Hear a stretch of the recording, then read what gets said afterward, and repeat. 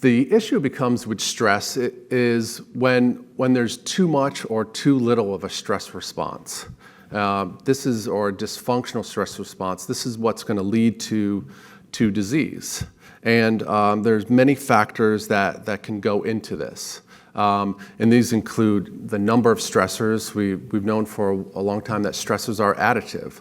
One stress an animal or an individual can cope with, but you start getting 2 or 3 stressors, that's when the coping mechanisms become insufficient to resolve and return the animal back to homeostasis.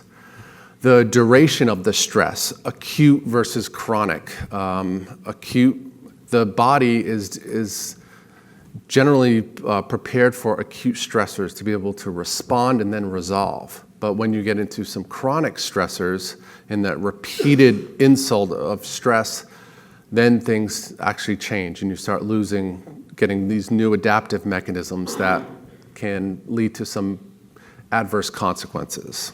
However, when there's stress during this critical period, this can lead to an altered gut function that can persist throughout life.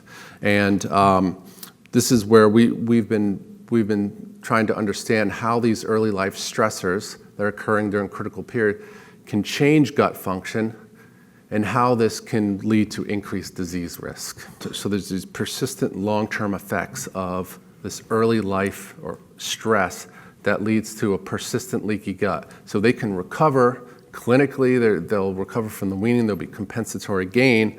However, they now have this underlying defect because of gut permeability because they were exposed to an early life stress.